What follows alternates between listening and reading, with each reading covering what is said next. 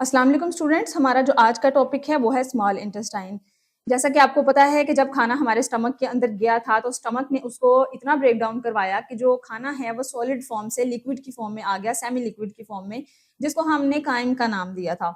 अब वो जो एक पेस्ट बनाया था उसने, सेमी लिक्विड सा एक पेस्ट बनाया था, उसको स्टमक ने आगे भेजना है। अब जो आगे ऑर्गन तैयार बैठा है उसको रिसीव करने के लिए वो स्मॉल इंटेस्टाइन है। स्मॉल इंटेस्टाइन में उसने जाके मजीद केमिकली डाइजेस्ट होना है फुली, और उसके बाद जो है उसने हमारे ब्लड के अंदर एब्जॉर्ब होना है, जिससे फिर हमें क्या मिलेगी, न्यूट्रिशन मिलेगी, हमें एनर्जी मिलेगी और हमें ग्रोथ मिलेगी। तो स्मॉल इंटेस्टाइन का सबसे पहले बेसिक सा स्ट्रक्चर देख लेते हैं, उसके बाद हम इसके फंक्शन को डिस्कस करेंगे कि ये खाने को किस तरह से जो है मजीद डाइजेस्ट करवाता है।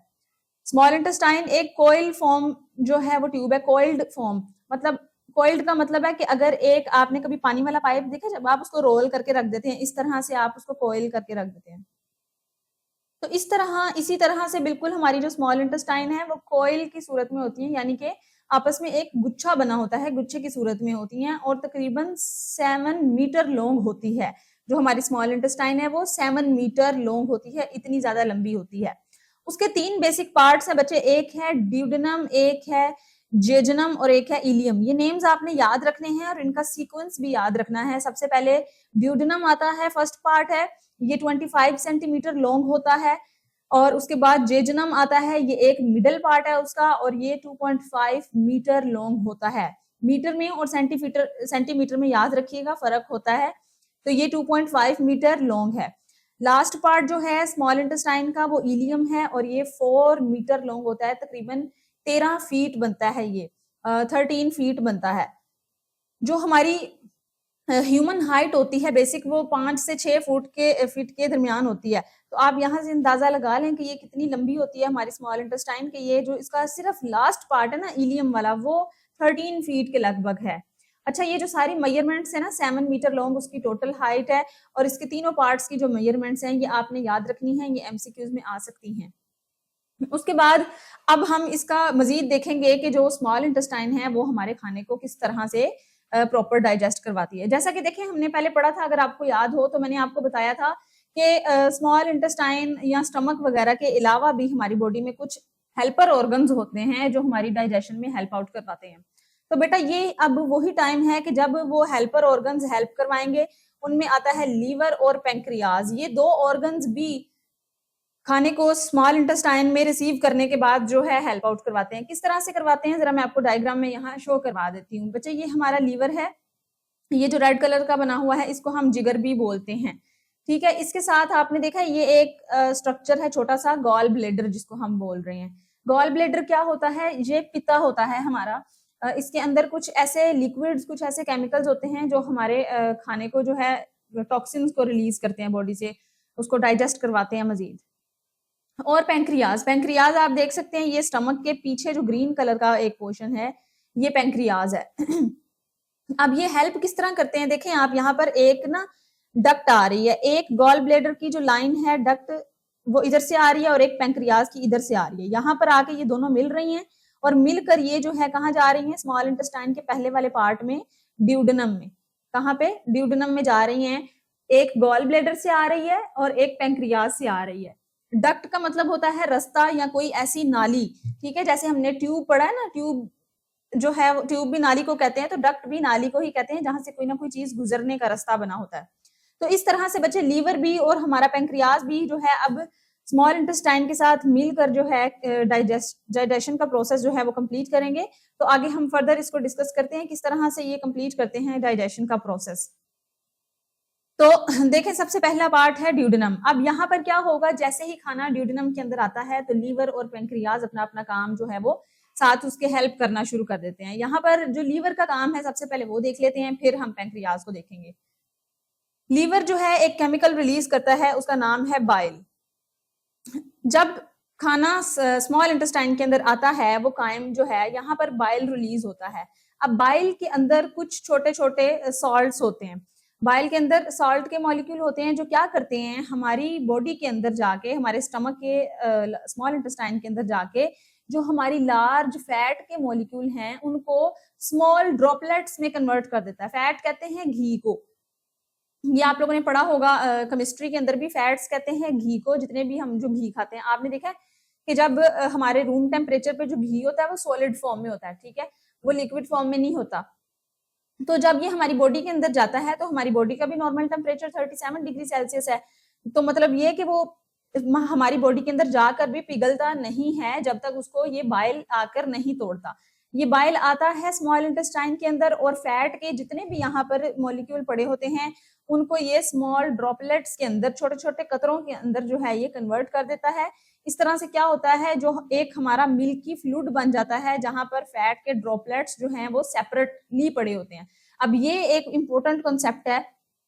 कभी आपने नोट किया है कि अगर आप पानी को ऑयल के अंदर मिक्स करें तो वो मिक्स नहीं होता, पानी को घी के अंदर अगर मिला दें तो वो मिक्स नहीं होता।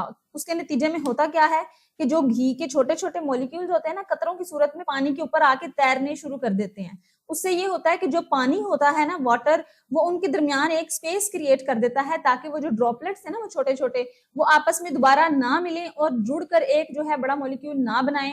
उसको बड़े मॉलिक्यूल बनाने से बचाता है जो वाटर होता है।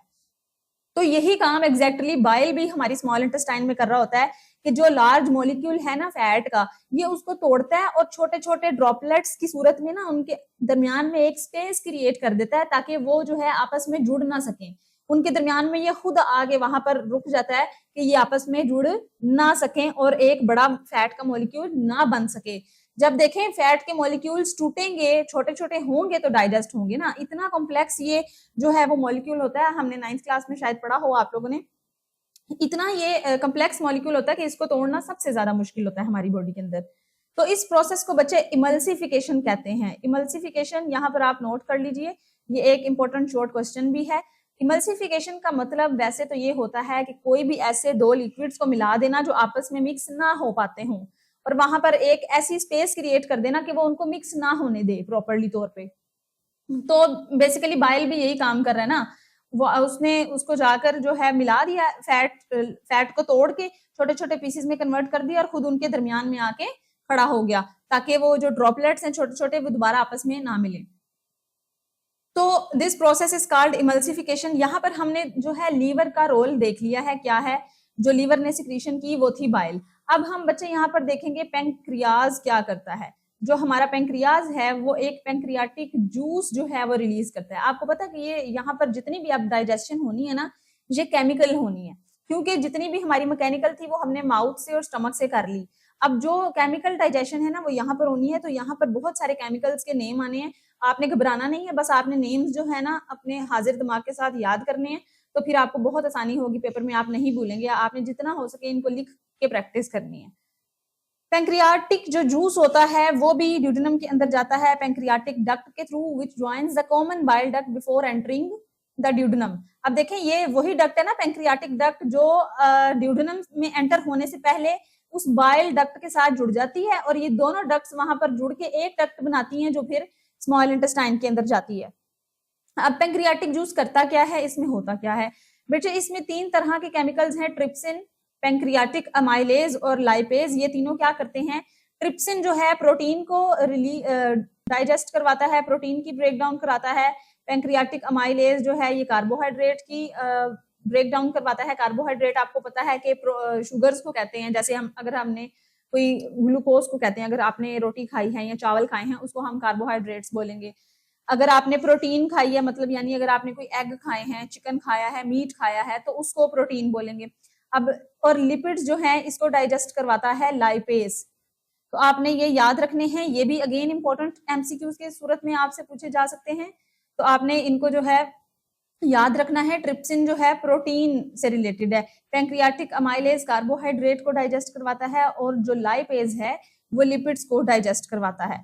अब इसके अंदर ना पेंक्रियाटिक जूस के अंदर कुछ सोडियम बाइकार्बोनेट आयंस भी होते हैं जो क्या करते हैं, हमारे कायम की एसिडिटी को मेंटेन करते हैं। अब देखें जैसा कि आपको पता है कि जब वो जो कायम है वो स्टमक के अंदर से आया है तो उसके अंदर बहुत सारा एसिड होगा, हाइड्रोक्लोरिक एसिड होगा। क्यों? क्योंकि स्टमक के अंदर बहुत ज्यादा हाइड्रोक्लोरिक एसिड था, और जब वो कायम के साथ आया तो कायम के अंदर भी एक काफी वाफर जो है मिकदार होती है उसकी एसिड की।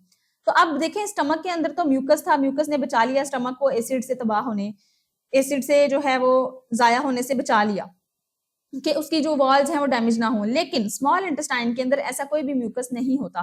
तो वहां पर ये जो पैंक्रियाटिक जूस है ये क्या करता है, अपने अंदर से सोडियम बाइकार्बोनेट आयंस को रिलीज करता है। बेसिकली ये बेसिक आयंस होते हैं जो एसिडिक इन्वायरमेंट को बेसिक में कन्वर्ट कर देते हैं। आपने एसिडिटी और बेसिडिटी का पढ़ा है ना, केमिस्ट्री के अंदर आपने पढ़ा होगा। बेसिकली ये क्या करते हैं, जो कायम की एसिडिटी होती है उसको ये काम करते हैं, उसकी पीएच को जो है वो अल्कलाइन बना देते हैं ताकि वो जो स्मॉल इंटेस्टाइन है उसकी वॉल्स को डैमेज ना करे। और हमारी स्मॉल इंटेस्टाइन के अंदर और भी कुछ ग्लैंड्स होते हैं जो अपने एंजाइम्स को रिलीज करते हैं और वहां पर फूड की कंप्लीट डाइजेशन करवाते हैं। अब बच्चे ये जो सारा प्रोसेस हो रहा था ये कहां पर हो रहा था, ड्यूडेनम के अंदर, स्मॉल इंटेस्टाइन की पहले पार्ट के अंदर। अब आपने जब जैसे ही जियोजेनम में एंटर होना है, सेकंड पार्ट में, मिडिल पार्ट में एंटर होना है, तो वहां पर होनी है फूड की एब्जॉर्प्शन। फूड ने वहां पर एब्जॉर्ब होना है। अब वो जो एब्जॉर्प्शन ऑफ फूड है वो हम जो है अगले लेक्चर में डिस्कस करेंगे। अभी आप मेरे चैनल को सब्सक्राइब करें और बेल आइकन का बटन लाजमी प्रेस कर दें और अपने दोस्तों के साथ मेरी इस वीडियो को शेयर भी करें। Thank you.